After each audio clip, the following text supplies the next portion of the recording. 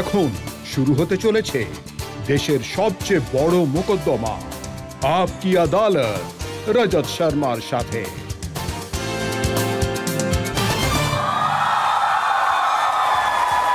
নমস্কার, আপকি আদালতে আপনাদের স্বাগত জানাই। আজকাল গোটা দেশে ছট পূজার উৎসব পালন করা হচ্ছে, মহাপর্ব পালিত হচ্ছে, চারিদিকে উৎসবের পরিবেশ রয়েছে।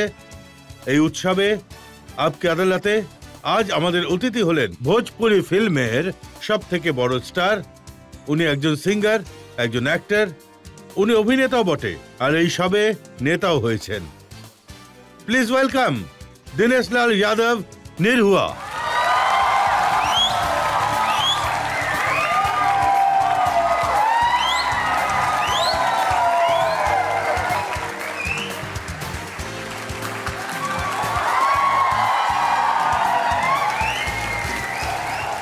আর এই হাততালি চলতে থাকুক, কারণ আমি আজকে আপকি আদালতে আমন্ত্রণ জানাচ্ছি আরো একজন স্টারকে।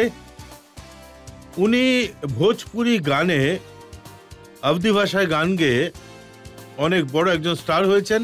আমাদের আজকের জাজ, ওনাকে লোকজন লোক রানী নামে চেনেন। Please welcome Malini অবস্থি।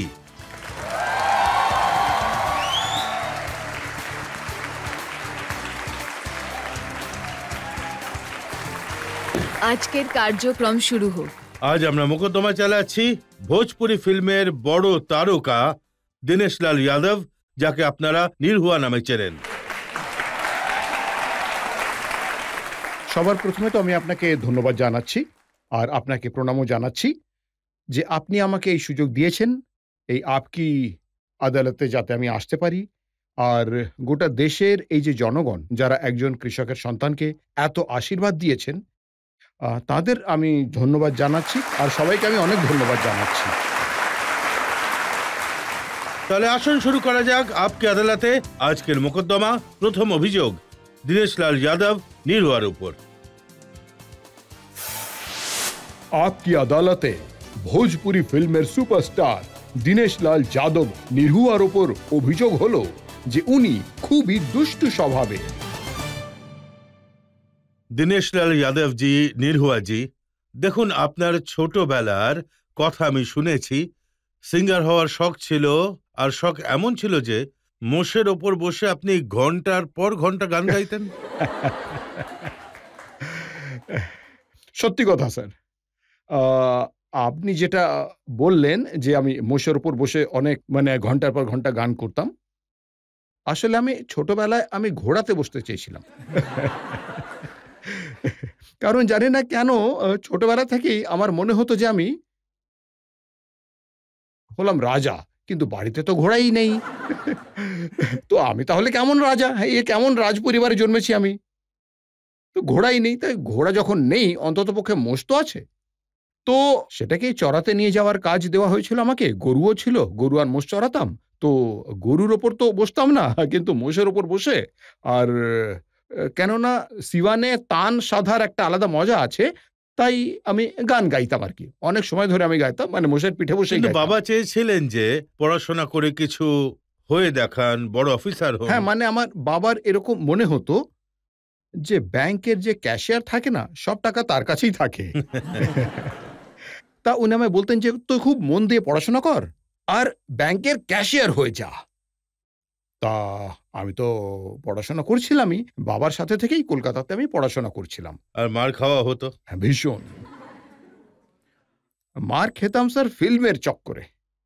কারণ আমি হলাম করিশ্মা কাপুরের অনেক বড় ফ্যান।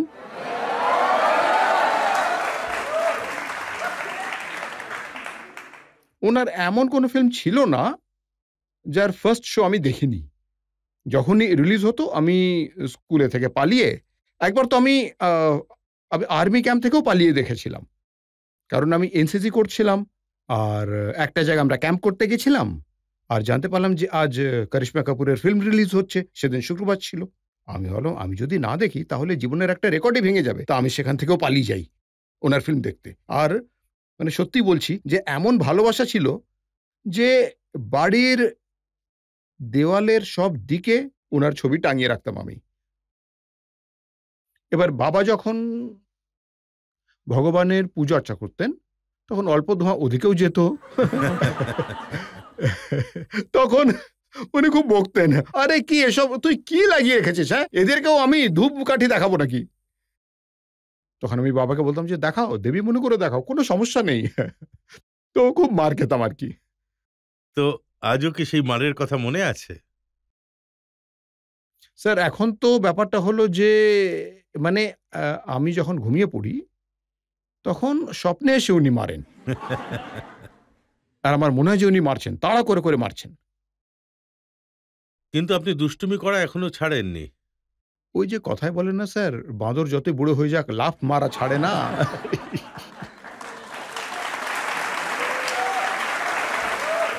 আচ্ছা, এই দীনেশলাল যাদব তো মগজে ঢুকছে, কিন্তু নির্ভয়াটা কি? আসল ব্যাপারটা হলো স্যার যে আমি স্ট্রাগল করছিলাম গান নিয়ে। আর আমার দু একটা ক্যাসেট বেরিয়েছিল তখন। একটা ছিল যে বুড়ুয়া মে দম থা, বুড়ো আমে দম্বা, হ্যাঁ, মানে বুড়ো মানুষের মধ্যে শক্তি আছে। শক্তি আছে, হ্যাঁ। কারণ ওতে অমিতাভ বচ্চন বাবুর ছবি লাগানো ছিল।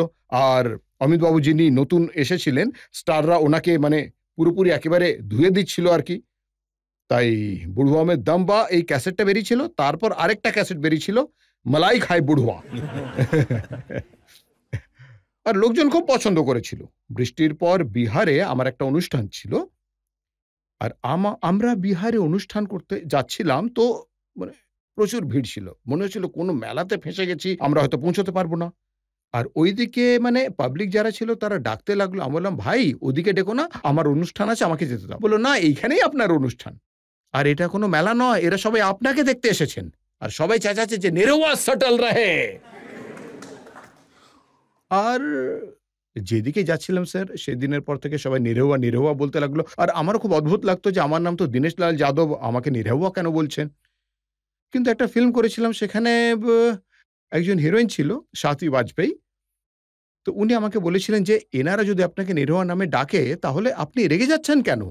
কারণ মানুষ নিজের পরিচয় পাওয়ার জন্যই কাজ করে, আর আপনার পরিচয় তৈরি হয়ে গেছে, জনগণ আপনাকে নাম দিয়ে দিচ্ছে নিরহুয়া, সেটা গ্রহণ করুন। আর সেদিন থেকেই আমি নিজেকে নিরহুয়া মেনে নিলাম। কিন্তু এই নির্ভয়াটার মানে কি? স্যার নিরহুয়া মানে হলো সিঁদুর। ওই গানটাতে এরকম দেখানো হয়েছিল, বলা হয়েছিল যে দুলহি রহে বিমার নিরহুয়া সটল রহে। হুম। একটু গেয়ে শোনান, গেয়ে শোনাবো? Yes, sir. अरे दुल्ही रहे बीमार, अरे दुल्ही रहे बीमार, निरहुआ निरहुआ निरहुआ सटल रहे, मंगर चाहे सोमार जाके डटल रहे, संगी साथी यार सबसे कटल रहे, मेहर के सेवा में खाली जुटल रहे।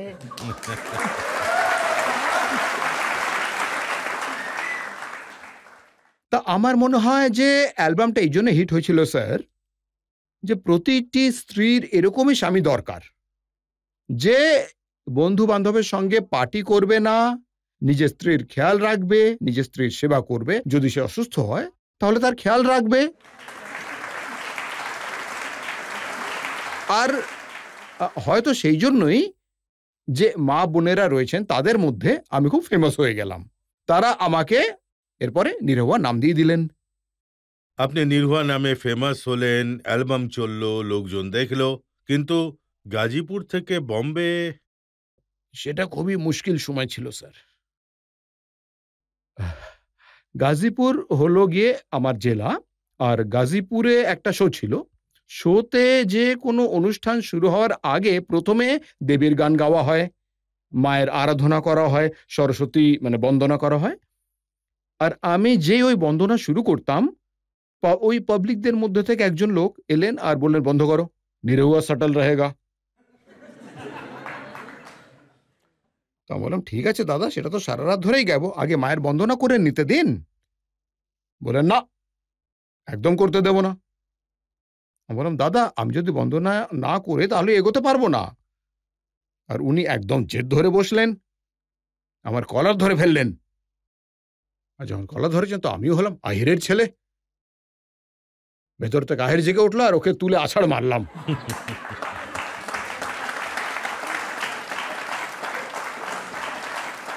মানে স্টেজের মধ্যে তুলে আছাড় মারলাম। আর আমরা না স্যার গাইতাম, বিরহা গাইতাম, তো আমাদের হাতে লোহার করতাল থাকতোই, বাজাতাম।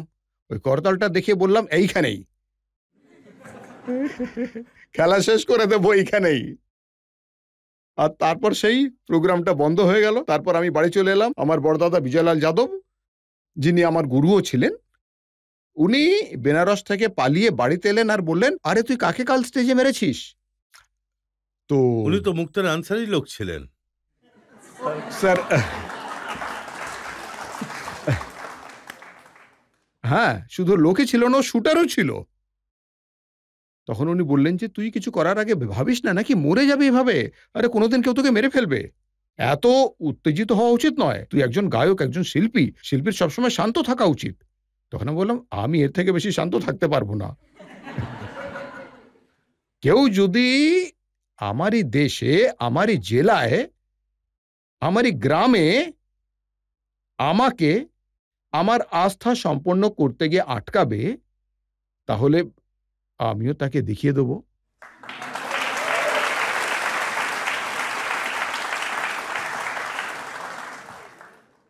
দাদা বললেন যে তুই এখানে থাকার যোগ্য নস, চল যা, এখান থেকে যা। আমি বললাম যে কোথায় যাব? উনি বললেন যে যা, মুম্বাই চলে যা। তারপর এত ভালো অনুষ্ঠান চলছিল, সবকিছু হচ্ছিল, সবকিছু ছেড়ে ছুড়ে দিয়ে আমিও মুম্বাইতে চলে এলাম। আর মুম্বাইতে যাওয়ার তো স্বপ্ন ছিলই, মুম্বাইতে পৌঁছতেই হবে একদিন না একদিন। তখন সুযোগও পাচ্ছিলাম, তো মুম্বাই এলাম। তারপর সেখানে ফাইট শিখলাম, ডান্স শিখলাম, সবকিছু শিখে তারপর আমি ফিল্মে চান্স পেলাম। আর আপনি ফিল্মও করলেন, নির্ভয়া রিক্সাওয়ালা। কোনো ডন হতে পারতেন। ঠিকই বলেছেন আপনি, ওই সময় আমি ডনের স্ক্রিপ্টও পাচ্ছিলাম আর কি। কিন্তু আমি এটা বেছে নিয়েছি যে আমি হলাম একজন অভিনেতা, আমি অভিনয় নিয়ে খুব একটা কোর্স করিনি আর কি। তা আমাকে দেখতে ডন মনে হবে কিনা সেটা আমি জানি না, কিন্তু রিক্সায় বসলে রিক্সাওয়ালা তো মনেই হবে আমায়। আর মানুষের মনে হয়েছিল যে রিক্সাওয়ালাই। আর ওই ফিল্মটা যেটা ছিল, সেই ফিল্মটাই আমার সুপারস্টার বানিয়ে দেয়। এই কথাটা সত্যি যে জনগণ আপনাকে প্রচুর ভালোবাসা দিয়েছে, আপনার এতগুলো ফিল্ম হিট হয়েছে। কিন্তু আমি তো এটাও শুনেছি যে আজও যখন আপনি শুটিং করেন তখনও দুষ্টুমি করেন, কাউকে হয়তো গাছের সঙ্গে বেঁধে দেন। স্যার উপায় থাকে না, তাই বানতেই হয়। মানে আমি স্টেজে ওকে মারা ছাড়া উপায় ছিল না, আছাড় মারা ছাড়া উপায় ছিল না, আর গাছের সঙ্গে বাধা ছাড়া উপায় ছিল না। স্যার আমাকে সুযোগ দিন, তারপর আমি বলবো, তখন আপনিও বলবেন যে ওনাকে বাধাটা দরকার ছিল। তখন আমরা শুটিং করছিলাম, আর প্রচুর ভিড় থাকে, কিন্তু সবাই শান্ত হয়ে দেখে, হ্যাঁ, কেউ ডিস্টার্ব করে না। তাদের মধ্যে একজন মানুষ আছে যে বিরক্ত করবেই। সে হঠাৎ করেই এরকম এরকম করতে লাগলো, আর আপনারা যেরকম হাসলেন সেরকমই সমস্ত পাবলিক হাসতে শুরু করলো। তখন আমার ডায়লগ নষ্ট হয়ে গেল, আমরা করতেই পারছি না। আর বললাম কি করা যায়, কি করা যায়, কি করা যায়। তখন আমি বললাম যে ওনাকে ডাকো। ডেকে আনা হলো। আমি বললাম অ্যাক্টিং করবে? বলে হ্যাঁ দাদা, এই জন্যই তো আমি কখন থেকে করছিলাম, আপনি তো লক্ষ্যই করছিলেন না। তখন বললাম এসো এসো এসো, একটা কাজ করো ভাই, ওনাকে গাছের সঙ্গে বেঁধে দাও তো। গাছের সঙ্গে বাঁধা অবস্থায় থাকাটা হলো আপনার সিন, আর আমি এই দিক থেকে ফাইট করতে করতে আসবো আর আপনাকে বাঁচাবো। তো ওকে গাছের সঙ্গে বেঁধে দেওয়া হলো, আর আমরা শান্তিতে শুটিং সারলাম। ও ওখানেই বাঁধা অবস্থায় ছিল। জনতা থেকে দু একটা প্রশ্ন আমরা নিতে পারি। আজকাল ভোজপুরি ফিল্ম ইন্ডাস্ট্রিতে নাম্বার 1 কে নিয়ে পবন সিং আর খেসারি লালের মধ্যে ঝামেলা বেঁধে রয়েছে, আর লড়াইও চলছে। নিরহুয়া কাকে নাম্বার 1 মনে করেন? আমি দু ভাইকেই এই কথাটা বলেছি যে নাম্বার 1, নাম্বার 2 আর নাম্বার 3 তো নিরহুয়ার নামে বুকিং করা আছে। 4 আর 5 এর জন্য ওদের লড়াই করা উচিত।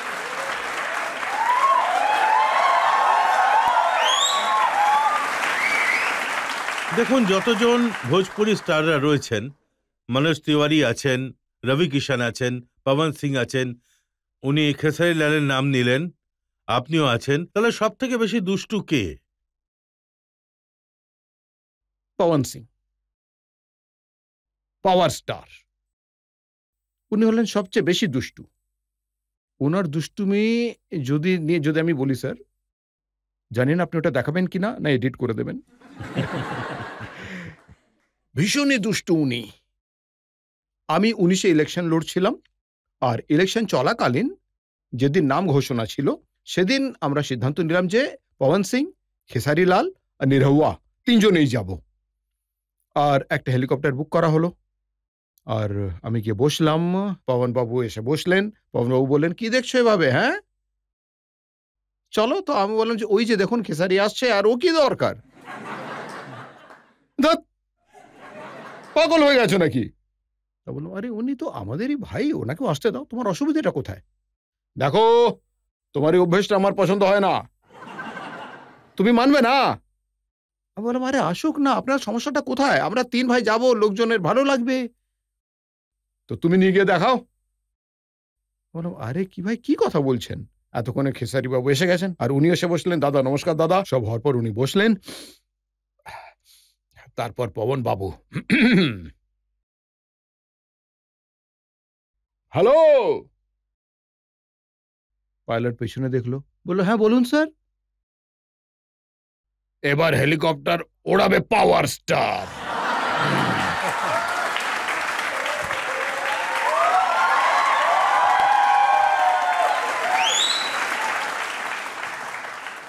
বলছেন, আরে আরে দেখুন তো না, আমি এই জন্যই বলেছিলাম যে ওনাকে নিয়ে যাচ্ছেন, তাই আমি যাব না। হ্যাঁ, দাঁড়ান, তুমি টেনশন নেবে না, আমি বোঝাচ্ছি। আরে উনি ভাই, কেন এমন করছো? পবন বাবু, তুমি শান্ত হয়ে বসো। আরে ভয় পাচ্ছিস কেন রে? আমি হেলিকপ্টার ওড়াতে পারি। খেসারি বলেন, দেখুন ভাই, আমি বলেছিলাম না যে ওনাকে বারণ করুন। হ্যালো, পেছনে এসো না ভাই, এদিকে বসো না, এবার পাওয়ার স্টার ওড়াবে। সেও ঘাবড়ে গেল পাইলটও। আরে স্যার, উনি করছেনটা কি, ওনাকে বসান না। আর ততক্ষণে খেসারি বাবু নেমে এলেন আর বললেন যে, ভাই আমি যাব না, প্রণাম, আমি যাচ্ছি। আর চলে গেলেন। তারপর বললেন যে, হ্যালো, চলো।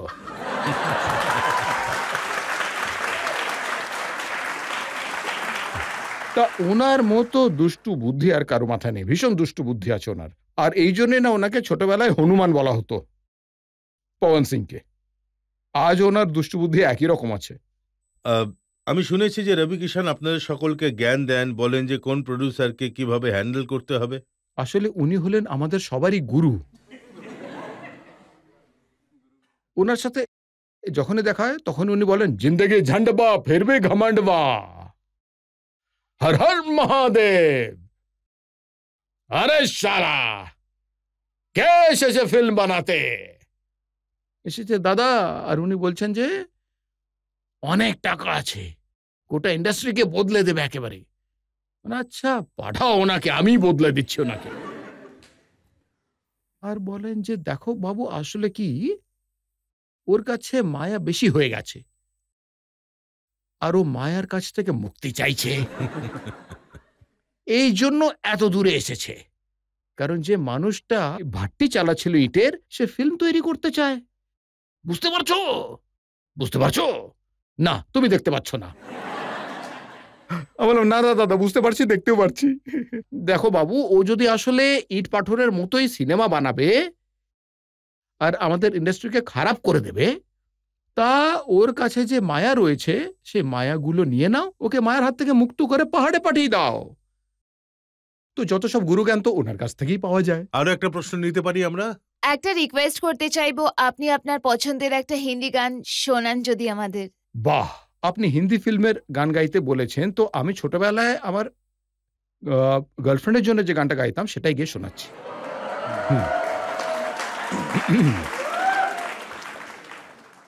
আর সে একদম আপনার মতোই সুন্দরী ছিল।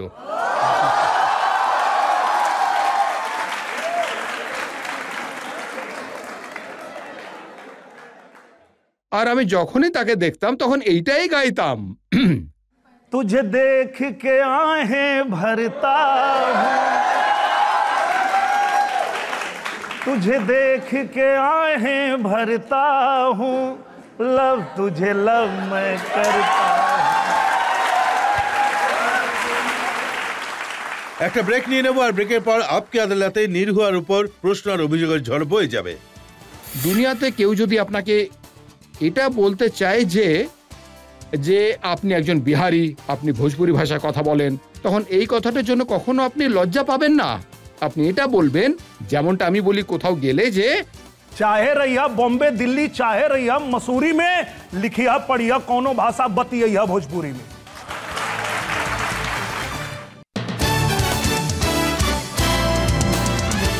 আপকি আদালতে আজ আমরা মোকদ্দমা চালাচ্ছি দীনেশ লাল যাদব ওরফে নির্ভয়ার উপর। এখন ছট পুজোর সময়, গোটা দেশে উৎসবের পরিবেশ। ভোজপুরি ফিল্মের স্টার নির্ভয়ার উপর পরের অভিযোগ। আপকি আদালতে ভোজপুরি ফিল্মের সুপারস্টার দীনেশ লাল যাদব নিরহুয়ার উপর অভিযোগ হলো যে উনি অশ্লীলতা ছড়িয়ে বেড়ান। এবার দেখুন, আপনি বলছিলেন যে পরিবেশ বদলে যাচ্ছে, কিন্তু দেখুন, ভোজপুরি গোটা দুনিয়ার 25 কোটি মানুষ বলেন এবং দেখেন, কিন্তু যখন আপনার ফিল্মগুলো দেখেন তখন তারা কি শুনতে পান? সাইয়া, গোরি, খাটিয়া, চলি, ব্লাউজ।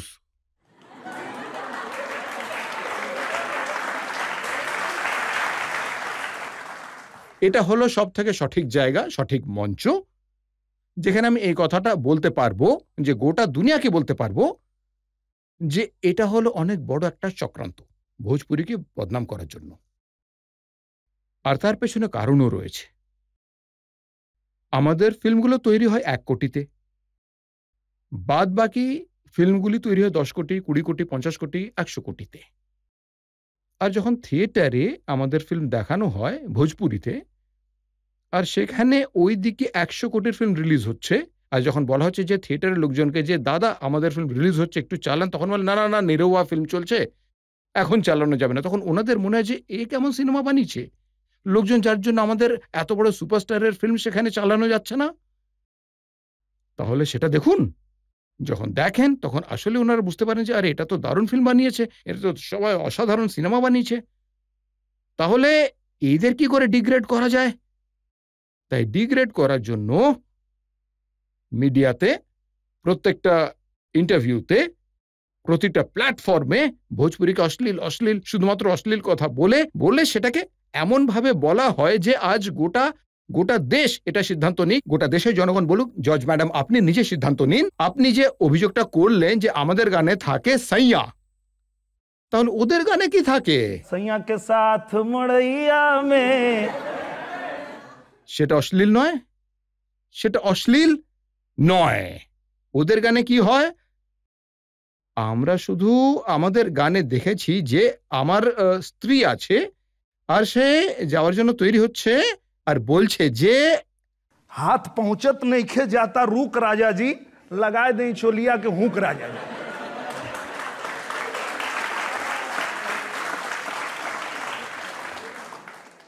যখন হাত পৌঁছচ্ছে না তখন তাকে তার স্বামী তো সাহায্য করবে, আর কি করবে?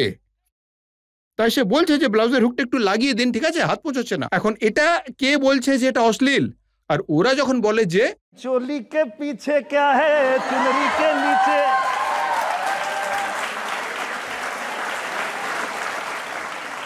আমরা তো ভাই ভোজপুরিতে শুধু বুকের কথা বলেছি, তোমরা কি বলতে চাইছো সেটা বলো না। এখন আপনি ভোজপুরিতে কি কথা বলেন তার দু একটা এক্সাম্পল আমি আপনাকে দেখাচ্ছি। ওটা ভোজপুরিতে রয়েছে, আমি সেটা বাংলায় ট্রান্সলেট করেছি। পিয়ার সাথে ঝগড়া, রাত 1:30টার সময়। जवानिया का मेल रात 1:30 बजे।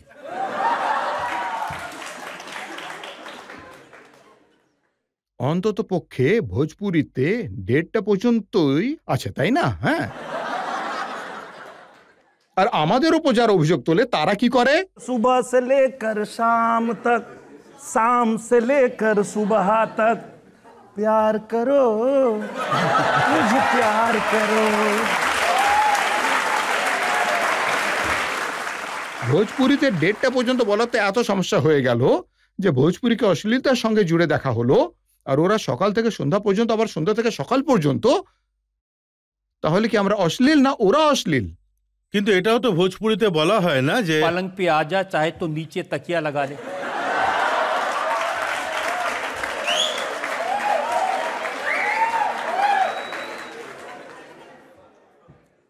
এবার দেখুন, আজ আমি একটা সঠিক মঞ্চ পেয়েছি। আমি গোটা পৃথিবীতে যতজন ভোজপুরি ভাষা বোঝার মতো লোক, বলার মতো লোকজন আছে, তাদের তরফ থেকে আজ আমি জবাব দেব। আমি তো শুধু এইটুকুই বলছি যে আর ওরা তো छत पे सोया था बहनोई, मैं तन्ने समझ के सो गई, मुझको राणा जी माफ करना, गलती मारे से हो।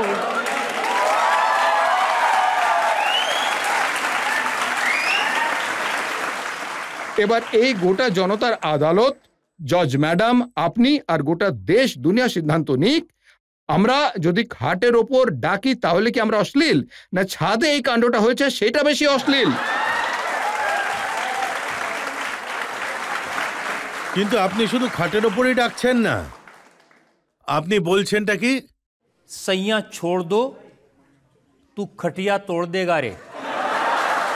দেখুন, আমরা যেটা বলি ওরা সবাই সেটাই বলছে, আলাদা কিছু বলছে কিন্তু না। আপনি একটু বেশিই বলছেন। না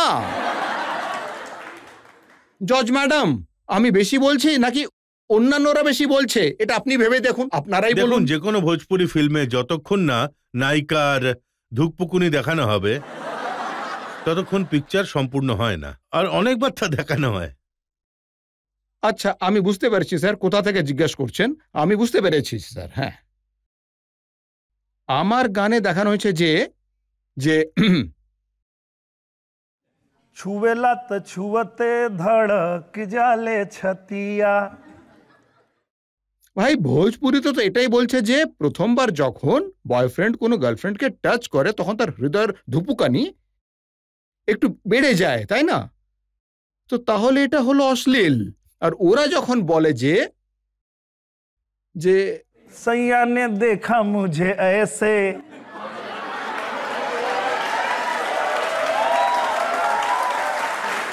তাহলে কে হলো অশ্লীল? এটা আজকে প্রমাণিত হবে এই আদালতে যে অশ্লীল কে, আমরা নাকি ওরা। বাকি যারা তৈরি করছে, আমি তো শুধু এটা বলছি যে প্রেমিক যদি টাচ করে তাহলে তার ধূপকুয়ানি বেড়ে যায়, যে আরে ও টাচ করে ফেললো, তাহলে এটা তো কোনো দিক থেকে অশ্লীল লাগছে না ভাই। অশ্লীল তো এটা হলো যে সৈয়া নে দেখা মুঝে এসে কি ম্যায়। আমার মনে হয় যে আপনারা আজকে জেনে যাবেন যে ভোজপুরিকে অশ্লীলতার সঙ্গে জুড়ে এরা কেন বদনাম করতে চায়। আরে ভাই, এটা তো আপনি হিরোইনকে বলছে যে তোমার अपनी লিপস্টিকের लिपस्टिक का স্বাদ स्वाद चखा চাখতে दे। চাই।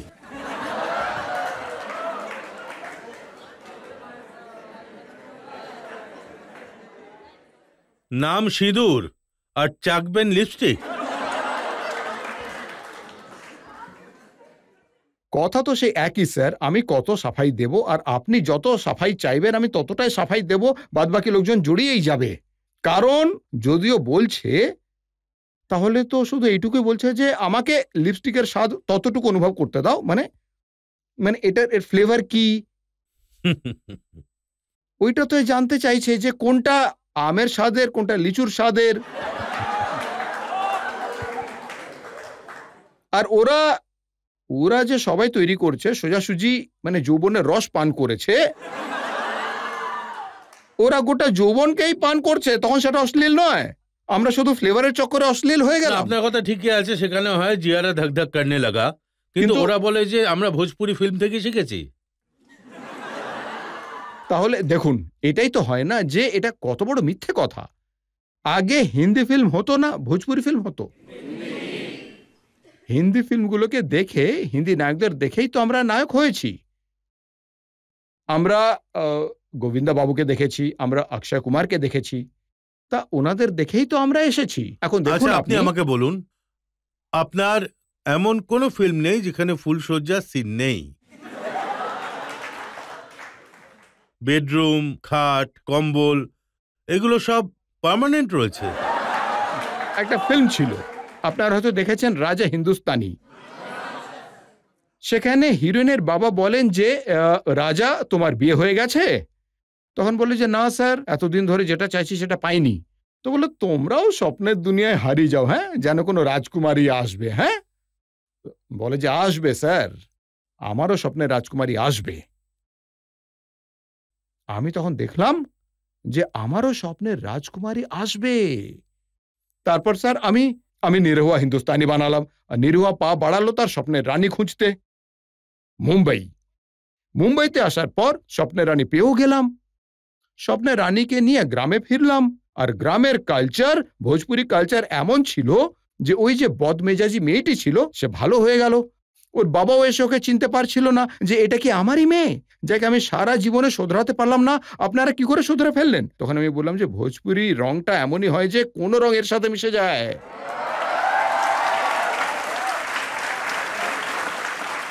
ওই ফিল্মে কিভাবে বড় স্বপ্ন দেখা যায় সেটা বলা হয়েছে।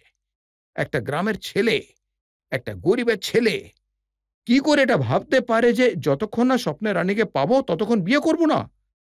বড় ভাবনা, বড় স্বপ্ন দেখা এই ফিল্মটাতে বলা হয়েছে। তারপর এতে আধ্যাত্মিকতাও আছে। कि राह में निकल चला ये राही मंजिल जाने कहां भेटाई, समय से पहले भाग से ज्यादा कुछ ना मिल पाई। সময়ের আগে ভাগ্যের চেয়ে বেশি কিচ্ছু পাওয়া যায় না, শুধু তুমি নিজের কর্ম করে যাও, তোমার যেটা লক্ষ্য তুমি সেটা অবশ্যই পাবে। নিরহুয়াজি, আপনি অনেক চেষ্টা করেছেন ফিল্মের ভালগারিটি ডিফেন্ড করার, কিন্তু সত্যি কথা হলো যে ভোজপুরি ফিল্মে অশ্লীলতা তো আছেই, কিন্তু আপনি এখন একটা দায়িত্বশীল পজিশনে আছেন, রাজনীতিতে আছেন, তাই আপনার দায়িত্ব এটা যে এতে শালীনতা আনার চেষ্টা করুন। এইমাত্র স্যার অভিযোগ তুলেছেন ভালগারিটির। আপনি বলিউডের দিকে ইশারা করলেন। আজকাল ছোট ছোট ছেলেমেয়েরাও সোশ্যাল মিডিয়াতে রয়েছে, ওরা যখন এই ধরনের ওয়ার্ড আর গানগুলো শুনে তখন তাদের মাইন্ডসেট কোথায় যাবে? আপনি খুব ভালো প্রশ্ন করেছেন, আর আমি একটা কথা ক্লিয়ার করতে চাই, কারণ আমি কাউকে ভুল বলিনি যে সে ভুল। আমি এটা বলেছি যে এন্টারটেনমেন্টের জন্য যেসব ফিল্মগুলো তৈরি হয় সেটা যে কোনো ইন্ডাস্ট্রিতেই হোক না কেন সেগুলো এভাবেই হয়। আপনাকে বেছে নিতে হবে যে আপনি কি দেখতে চান, আপনি ছেলেমেয়েদের কি দেখাতে চান। পবন সিং বাবু একটা খুব ভালো কথা বলেছেন যে আমি 500 দেবতার গান গেয়েছি, ঠিক আছে, ভজন গেয়েছি, সেগুলো কেন শোনেন না? ললিপপই কেন শোনেন? আমরা যেখানেই যাই, পৃথিবীর যে কোনো প্রান্তে চলে যাই, তখন সেখানে বেজে ওঠে কি? कमरिया हा कमरिया हा कमरिया करेला पालप लॉलीपॉप लागेलू। তাই বলার অর্থটা এটা যে সবকিছুই সবকিছু উপলব্ধ আছে, আপনাকে বেছে নিতে হবে যে আপনি কি চান। আমি জানি যে বিহারে কিভাবে রেসপেক্টের সাথে কথা বলা হয়, বা ইভেন ছট পূজা, এই সমস্ত জিনিস রয়েছে, বাট স্টিল অ্যাজ বিহারি আমাকে লোকজনের কাছে এক্সপ্লেন করতে খুব সমস্যা হয়ে থাকে যে বিহারে রেসপেক্টের সাথে ভদ্রতার সাথে কথা বলা হয়। তাই এইসব জিনিসের যদি আপনি প্রমোট না করেন তাহলে কে করবে? আমি প্রমোট করেছি, আর আমি আজ আপনাকে বলছি যে দুনিয়াতে কেউ যদি এটা বলতে চায় যে আপনি একজন বিহারি, আপনি ভোজপুরি ভাষায় কথা বলেন, তাহলে এই কথাটা নিয়ে কখনো লজ্জা পাবেন না। আপনি এটা বলবেন যে আপনি দেখতে চান তো আপনি মাইকে দেখুন, আমি বানিয়েছি। আপনি দেখতে চান, আপনি এসব ফসল এসেছে, এটা যদি হিন্দিতে হতো তাহলে এটা ন্যাশনাল অ্যাওয়ার্ড পেয়ে যেত। ওর মধ্যে একটা গান ছিল মারুন কালার্ড সাড়িয়া, গোটা পৃথিবীতে ট্রেন্ডিংয়ে চলছে, আপনারা তো দেখেছেন। তা ওদের বলুন যে এমনটা নয়, ওরা জেনে শুনে চক্রান্ত করে আপনাকে ছোট করার জন্য, কিন্তু ওদের গর্ব করে বলুন, যেমন আমি বলি যে আমি যেখানেই যাই না কেন, चाहे रहिया बॉम्बे दिल्ली, चाहे रहिया मसूरी में, लिखिया पढ़िया कोनो भाषा बतिया भोजपुरी में। এখানে আবার একটা ব্রেক নিয়ে নেব, আর ব্রেকের পর নিরহুয়ার উপর আপকে আদালতে প্রশ্ন আর অভিযোগের ঝড় বয়ে যাবে। উনি যে উত্তরটা দিয়েছেন সেটা একবার শুনে নিন। নিরহুয়ার সাথে অ্যাফেয়ার, এর থেকে ভালো আর কি হতে পারে? আবার উনি বলেছেন এত ভালো সঙ্গী যদি পাওয়া যায় তাহলে বিয়ে করা মানে হলো গঙ্গা স্নান করা।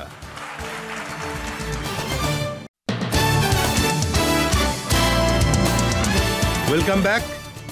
আজকাল ছট পুজোর উৎসব পালন করা হচ্ছে, গোটা পূর্বাঞ্চলে আনন্দ আর উৎসাহের বন্যা বইছে।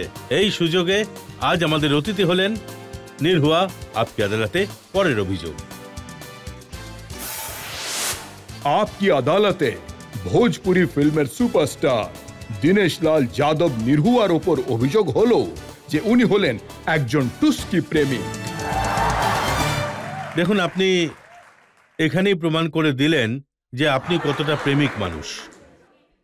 গ্রামের মেয়েদের জন্য গান গাইতেন, ঘরের দেওয়ালে করিশ্মা কাপুরের পোস্টার লাগাতেন।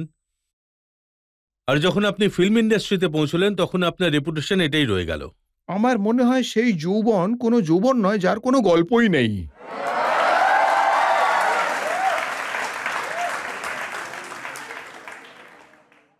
এই আমি একটাই জীবন পেয়েছি, পরে পাবো কি পাবো না সেটা জানি না, তাই ওপরে গিয়ে আমি এটা চাই না যে ভগবান বলবে যে ভাই তোমাকে সবকিছু দিয়েছিলাম, তাহলে তুমি এমনি চলে এলে কেন। সেই জন্য আমি তো কোনো সুযোগই ছাড়ি না। আমিও সুযোগ নেওয়া ছেড়ে আপনাকে জিজ্ঞেস করেই ফেলি, আম্রপালির সাথে আপনার চক্করটা কি?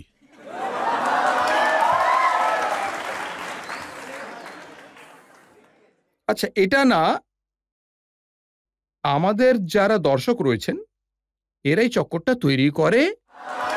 তা আমি যখন আগে পাখি ম্যাডামের সাথে ফিল্ম করতাম আর কোথাও স্টেজে যেতাম, তখন অডিয়েন্স বলতো, এ ভাইয়া একটু বৌদিকে ডাকুন, বৌদিকে ডাকুন। তো বলতো, আরে এরা এরকম কেন বলছে? আমি বলতাম, আপনি তো জানেন, বলতে দিন, যদি এটা বলে আনন্দ পায় সমস্যা কোথায়। আর এখন যখন আম্রপালি ম্যাডামের সঙ্গে ফিল্ম করা শুরু করলাম, আর যখন আমি আজমগড়ে যাই ভোটের প্রচার করতে থাকি, তখন জনগণ বলে, দীনেশলাল যাদব জিন্দাবাদ, আম্রপালি বৌদি জিন্দাবাদ। তখন আমি বললাম যে আরে ভাই, কারুর কেন জীবন নষ্ট করছেন আপনারা? আমি তো বিবাহিত, আমার 2 ছেলে মেয়ে রয়েছে। এত সুন্দরী হিরোইন উনি যখন বিয়ে করবেন, কোনো মানে এমন মানে এমন ব্যক্তির সাথে করবেন যাকে ওনার পছন্দ হবে, আপনারা জবরদস্তি কেন ওনাকে বৌদি বানাচ্ছেন? কিন্তু স্যার কি করবো, মানে যার সাথে প্রেম করি। ওনাকে জিজ্ঞেস করা হয়েছে যে নির্ভয়ার সাথে আপনার বন্ধুত্ব কিরকম, কিরকম রিলেশন, আপনার কি বিয়ে হয়ে গেছে? উনি যে উত্তর দিয়েছেন সেটা শুনে নিন। নির্ভয়ার সাথে অ্যাফেয়ার, এর থেকে ভালো আর কি হতে পারে? আবার উনি বলেছেন, এত ভালো সঙ্গী যদি পাওয়া যায় তাহলে বিয়ে করা মানে হলো গঙ্গা স্নান করা। স্যার, আজ আমরা এখানে আদালতে বসে আছি, জজ ম্যাডামও রয়েছেন। আপনারা এমন কোনো আইন তৈরি করে দিন যে একটা বউ আর 2 ছেলে মেয়ে থাকা সত্ত্বেও আমি আরেকটা বিয়ে করতে পারবো, তাহলে আমি অবশ্যই করব। কয়েকদিন অন্তর অন্তর ইনস্টাগ্রামে আপনার বিয়ের ছবি পোস্ট করা হয়। কিছু ছবি আমি দেখাতে চাই লোকজনকে প্রমাণ হিসেবে। আর এটা বলেই আপনি মানুষের মনে এই ভাবনা তৈরি করেন যে বৌদি কে।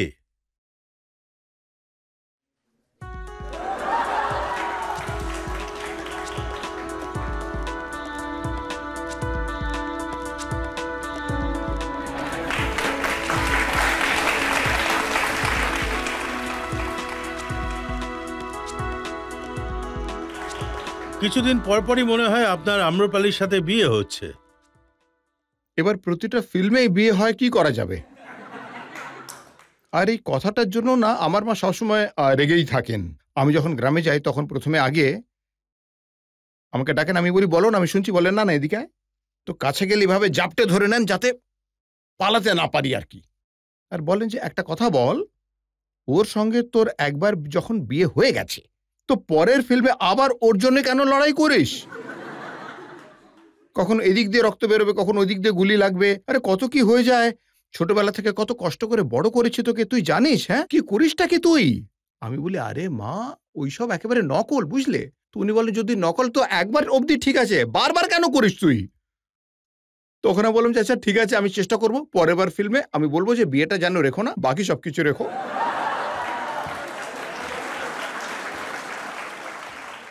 কিন্তু এটা তো সত্যি যে প্রতিটা ফিল্মে বিয়ে হয়, সেই ছবিগুলো ওই বিয়েরই হতে পারে। কিন্তু আপনি যখন অযোধ্যা যাবেন, রামলালার মন্দিরে দর্শন করার জন্য যাবেন, তখন আপনার সঙ্গে উনিও যাবেন। এবার যেটা হয়, ধরে নিন যে কোনো একটা ফিল্ম করছি যে হিরোইনের সাথে, বা কোনো শোতে গেছি কোনো হিরোইনের সাথে, আর সেখানে কোনো ধর্মস্থল রয়েছে, আর আমি যাচ্ছি, তখন হিরোইন বলছেন যে আপনি যখন যাচ্ছেন তাহলে আমাকেও নিয়ে যান। তাহলে আমি কেন বলবো যে আমি রামচন্দ্রের দর্শন একাই করব, আপনাকে নিয়ে যাব না? তাই ফিল্ম চলাকালীন একসাথে যাই, তাই দেখতে এমন মনে হয় যে সব জায়গায় একসাথে যাচ্ছি। আপনি এতটাও ইনোসেন্ট নন। আমি একটা ইনসিডেন্ট সম্পর্কে তথ্য জোগাড় করেছি। রাম ভদ্রাচার্য, যিনি বড় সন্ন্যাসী, একজন সাধু, ওনার সঙ্গে দেখা করতে গেছিলেন। আর উনি আম্রপালিকে দেখে আপনাকে জিজ্ঞাসা করেছিলেন যে উনি কি আপনার বোন নাকি, আর আপনি বলছি যে- বলেছিলেন যে উনি তখন অর্ধাঙ্গিনী হয়ে গেছেন। দেখুন বলছি এর পেছনে কারণ আছে। আমি বাবার দর্শন করতে গেছি, আর আমি যাওয়া মাত্রই বাবা বললেন, হ্যাঁ নিরহুয়া সেটেল রহে, এসো এসো এসো। আমি গেলাম, পায়ে হাত দিলাম, প্রণাম করলাম। বাবা আমার সাথে মজা করতে লাগলেন, বললেন এ কি তোমার বোন হয়? তখন আমিও বাবার সাথে মজা করলাম যে না, ও হলো আমার অর্ধাঙ্গিনী। তো যদি আপনি মানে উনি হলেন আমাদের গুরুদেব, আর উনি সবকিছুই দেখেছেন, সেহেতু উনি এই কথাও বলেছেন যে উনি ভগবান রামকেও দেখেছেন। তা আপনি যখন এত দূর দেখেছেন, তাহলে এই 35টা ফিল্মে আমার হিরোইন মানে আমার বউ হয়েছে সেটা দেখতেই পাচ্ছেন না, আর একটাও ফিল্মে বোনের রোল করেনি আর বলছেন যে বোন হয়। জাজ সাহেব আপনাকে কিছু জিজ্ঞেস করতে চান। আদেশ করুন। এখন যখন গান শোনানোর অনুরোধ চলছে, তাই আপনার কাছে আমার অনুরোধ যে আপনি যেই গানের জন্য পরিচয় পেয়েছেন সেটা তো আপনি শুনিয়েছেন, কিন্তু সুর সংগ্রামে চলাকালীন আমি দেখেছি আপনার জনপ্রিয় গানগুলো কত কন্টেস্টেন্টরা এসে গাইতো, এমন কিছু পরম্পরাগত খাঁটি লোকসঙ্গীত শোনান। সেই সময় আমি একটা গান গেয়েছিলাম, कि इलाहाबाद से मैं हमार पतो कैले बा, अजब से आइल बाई घरवा में कोह कैले बा, তা এর উত্তরও ছিল कि एही तरह पेच हमार धैले रहलू तू, उहे करेले पतोहिया जवन कैले रहलू तू। তা এটা তো সেই সময় ছিল। এখন যখন আমি গ্রামে যাই আর সবার সাথে দেখা করি, মা বোনদের সঙ্গে দেখা করি, তা যারা আগে এটা বলতো যে লেখাপড়া জানা বইয়ের দরকার নেই, মানে সে আসার পর থেকে খুব অত্যাচার করছে, রান্নাবান্না করছেন, এটা করছেন ওটা করছে না, পড়াশোনা জানা বউকে শাশুড়ি হিংসে করতো আর কি। হ্যাঁ, আজ সেই সব মানুষেরই সুর বদলে গেছে। মানে যখন থেকে মহিলা সংরক্ষণ বিল জারি হয়েছে, তখন এরা সবাই কি বলছে, कि बेटा के जैसे पतोहियों के पढ़ावल जाई हो, बेटा के जैसे पतोहियों के पढ़ावल जाई हो, अब तो लोकसभा पतोहियों के लड़ावल जाई हो। প্রশ্ন তো নেই, একটা রিকোয়েস্ট আছে আমাদের জাজ সাহেবের কাছে, মালিনী অবস্থি ম্যাডামের কাছে। যেমনটা আমরা সবাই জানি, ভোজপুরি ইন্ডাস্ট্রিতে সুপারহিট গানগুলো গেয়েছে ছট পুজোর সময়ও, তাই আমাদের জন্য কিছু গেয়ে শোনালে আমাদের খুব ভালো বাহ! লাগবে।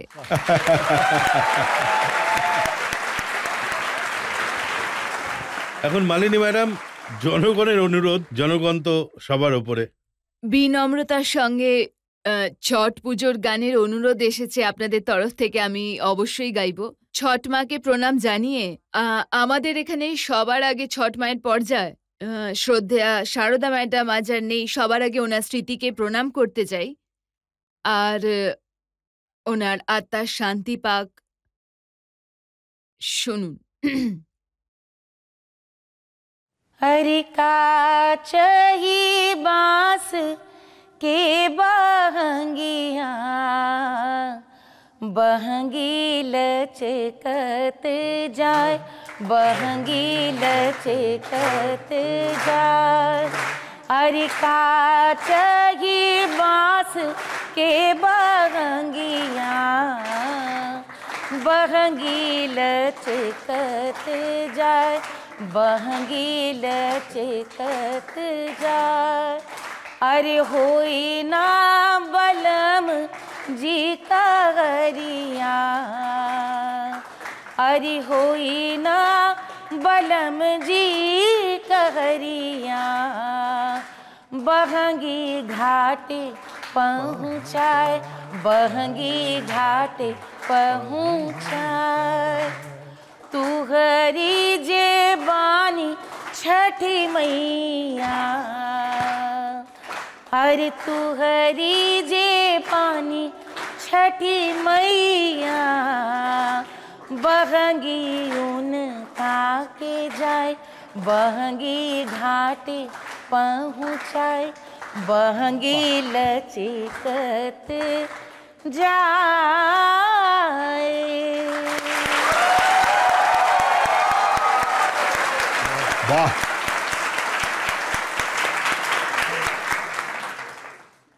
আমার তো মনে হয় এত সুন্দর গান শোনার পর এখানে একটা ব্রেক নিয়ে নেওয়া যাক। বাহ! আর একটা ব্রেকের পর আপকে আদালতে নিউহার ওপর প্রশ্ন আর অভিযোগের ঝড় বয়ে যাবে। দেখুন, ভারতবর্ষের যত বড় বড় সেলিব্রিটিরা রয়েছেন, নেতারা রয়েছেন, তারা হয়তো সবাই এখানে বসেছেন। স্যার আমাকে এই সৌভাগ্যটা দিয়েছেন, আমি কি করব? এর থেকে বড় সৌভাগ্য আমার কাছে আর কিছু নেই। ছট পূজার আঙ্গিকে আপকে আদালতে আজ আমাদের অতিথি হলেন পূর্বাঞ্চলের বড় স্টার, ভোজপুরি ফিল্মের তারকা নিরহুয়া। আপকে আদালতে পরের অভিযোগ। आपकी আদালতে ভোজপুরি ফিল্মের সুপারস্টার দীনেশ লাল যাদব নিরহুয়ার ওপর অভিযোগ হলো যে উনি একেবারেই রাজনীতির জন্য ফিট নন। দেখুন, যখন আপনি রাজনীতিতে পা রাখছিলেন তখন অমিতাভ বচ্চন জি আপনাকে বুঝিয়েছিলেন। উনি রাজনীতিতে নেমে নিজের অভিজ্ঞতা অর্জন করেছিলেন। উনি বলেছিলেন যে এই পথে পা রাখবেন না, কিন্তু আপনি মানেননি। কথাটা কিন্তু সত্যি স্যার, কিন্তু আমার মনে হয় যে স্যার যখন আমাকে বলেছিলেন তা এই কথাটা ভেবে উনি হয়তো বলেছিলেন যে একজন সেলিব্রিটি হয় না, সে অনেক বেশি আরাম প্রিয় হয়, অনেক বেশি সে মানে খুব নিশ্চিন্তে থাকে। আর পলিটিক্সে যখন আপনি নেমেছেন তখন আপনাকে মাটিতে নামতে হবে, কিন্তু জনগণের মাঝখানে গিয়ে কাজ করতে হবে। তাই হয়তো উনি বারণ করেছিলেন, কিন্তু আমার অনুভব একদম আলাদা স্যার। আমার মনে হয় রাজনীতিতে যদি কেউ সব থেকে বেশি ফিট হয়ে থাকে তাহলে আমি। তার কারণটা কি? তার কারণটা হলো এটা যে আমাকে যারা ভালোবাসে, আমাকে যারা চায়, তারা আমাকে আশীর্বাদ করে, প্রত্যেকটা ভাষাতেই আছে, প্রত্যেকটি জাতিতেই আছে, প্রতিটি ধর্মে আছে। তাই এমন পলিটিশিয়ানই তো চাই যাকে সবাই ভালোবাসবে।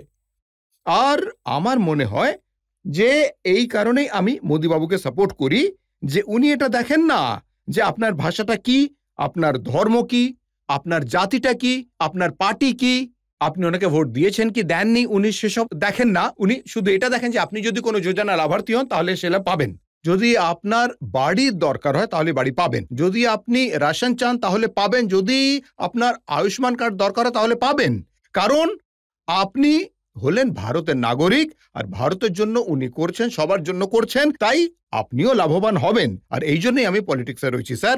কারণ মোদিজির সাথে তো আপনার এখন দেখা হয়েছে, ওনার অ্যাডমাইরার এখন হয়েছে। আচ্ছা, যখন পাকিস্তান আক্রমণ করেছিল আর কি হিন্দুস্তানের ওপর, তা সেটা দেখে আমি খুব আহত হয়েছিলাম আর একটা গান লিখেছিলাম कि अब ना छोड़िया पाकिस्तान के सबक सिखादा मोदी जी, अब ना छोड़िया पाकिस्तान के सबक सिखादा मोदी जी, सूतल जब ले शेर रहे तब तक गीदड़ ललकारे, लाखों गीदड़ भागे ले जब शेर झपट्टा मारे।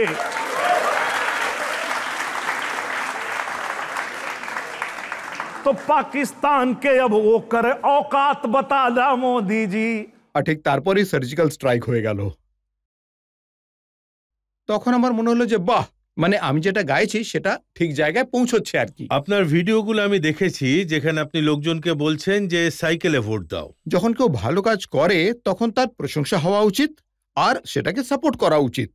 যখন ভূমিপুত্র মুলায়ম সিং যাদব বাবু সুরক্ষামন্ত্রী ছিলেন, সেই সময় উনি একটা নিয়ম জারি করেছিলেন যে শুধুমাত্র টুপি আর বেল্টই শহীদের বাড়িতে পৌঁছবে না, তার পার্থিব শরীরও যাবে আর তার সাথে একটি ধনরাশিও যাবে। তাই আমি ওনার ফ্যান হয়ে গেলাম। তখন আমি মেনে নিলাম যে বাহ, নেতাবাবু একটা বড় কাজ করেছেন, আমি একদম ওনার ফ্যান হয়ে গেলাম।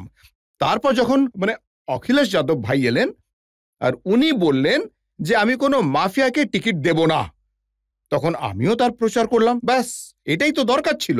এরকমই লিডারের প্রয়োজন ছিল যিনি বলবেন যে আমি কোনো মাফিয়াকে টিকিট দেবই না। কিন্তু যখন হেরে গেলেন তখন আবার মাফিয়াদের সাথে চলে গেলেন। সেজন্য তারপরে আমার মনে হলো যে এখন তো বুলডোজার বাবারই আসা উচিত।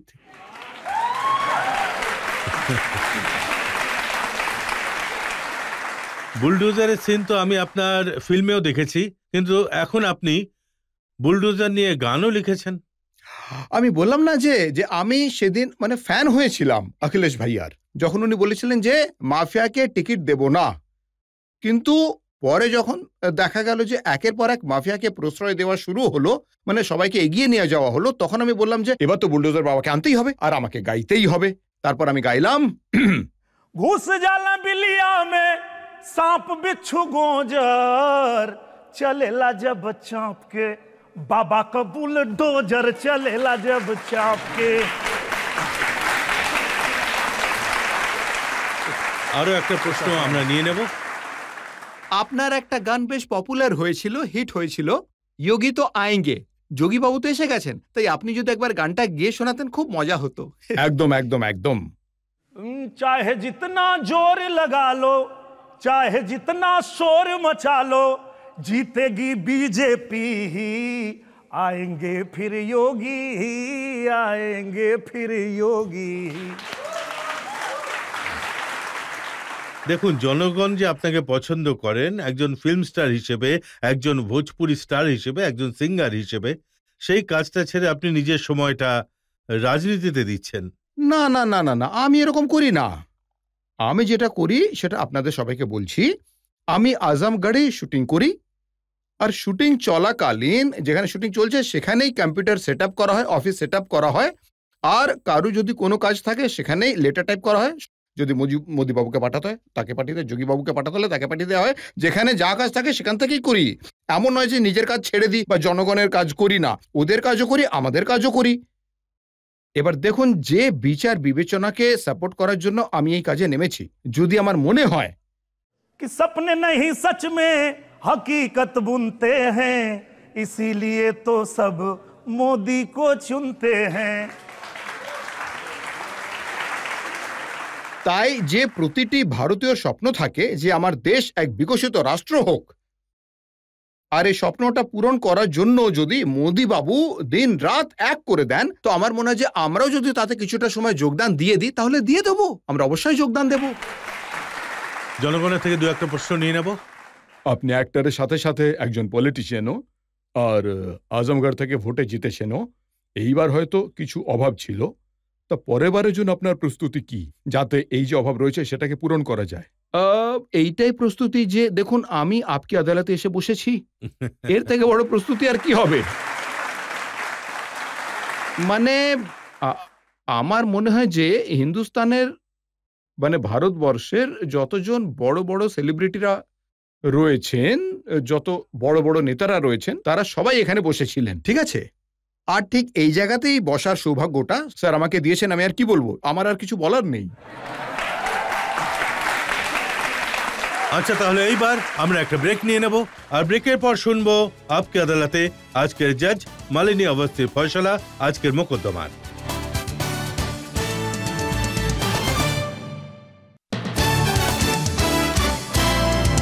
Welcome back. ছট পূজার এই আবহে আজকে স্পেশাল শোতে আমরা প্রশ্ন করেছি ফিল্ম স্টার নিরহুয়াকে, ওনার পার্সোনাল লাইফ সম্পর্কে, ভোজপুরি ফিল্ম সম্পর্কে, ওনার রাজনীতি সম্পর্কে, আর ওনার প্রেমে ভরা জীবন সম্পর্কে। আর এখন সময় হলো আপকে আদালতে আমাদের আজকের জাজ নামকরা গায়িকা মালিনী অবস্থির ফয়সালার। দীনেশ লাল নিরুয়া জি আজ খুবই কঠোর প্রশ্নের সামনাসামনি হয়েছেন, আর আদালতের এই কথাটার অনুভূতি হয়েছে যে উনি খুবই পরিষ্কারভাবে সমস্ত প্রশ্নের উত্তর দিয়েছেন, কোনো কথাকে অগ্রাহ্য করেননি। প্রশ্নগুলো যতই কঠিন থাকুক, কোথাও না কোথাও দীনেশ লাল নিরুয়া বাবুর গল্প ভারতের গ্রামের ছেলেদের স্বপ্ন দেখা আর সেটাকে পূরণ করার সংঘর্ষের গল্প। আমি এই কথাটা অবশ্যই বলতে চাইব, এই ব্যাপারে কোনো সন্দেহ নেই যে আপনি হলেন একজন এন্টারটেইনার, আপনি একজন শিল্পী, আর আপনি ফিল্ম তৈরি করেন বা গান বিশুদ্ধ মনোরঞ্জনের জন্য। ডিআরথি ডায়লগ আর অশ্লীলতার পক্ষে আপনি খুবই কায়দার সাথে আপনার পক্ষ নিয়েছেন, আর আপনি কোথাও না কোথাও দর্শকদের এবং শ্রোতাদের দুতরফার ব্যবহার নিয়ে খুব ভালোভাবে টিপ্পনী করেছেন। আমি আমার তরফ থেকে জুড়ে দিতে চাই, শুধু হিন্দি ফিল্মেই নয়, আজকালের র্যাপের শব্দগুলো যদি আপনি শোনেন আর বাংলায় অনুবাদ করলে সেগুলো বাড়িতে শোনার যোগ্য নয়। তবুও আদালত এটা বলতে চায় যে একজন শিল্পীর এটা সব সময় মনে রাখা উচিত, মনোরঞ্জনের সাথে সাথে গায়ক হোক, অভিনেতা হোক বা শিল্পী হোক, সমাজের প্রতি তার একটা দায়িত্ব থাকে, আর বিশেষভাবে তখন যখন তিনি খুবই জনপ্রিয় শিল্পী হয়ে থাকেন। ধন্যবাদ। আদালত এটা চায় যে দীনেশলাল নিডুয়া বাবু এইভাবেই বিশুদ্ধ মনোরঞ্জন করে যাবেন। রাজনীতিতে জয় পরাজয় হলো জীবনের একটা অঙ্গ, কিন্তু নিজের এলাকার সেবা করে যাবেন। এই আদালত সমস্ত অভিযোগ থেকে আপনাকে মুক্তি দিচ্ছে। Thank you, thank you, thank you.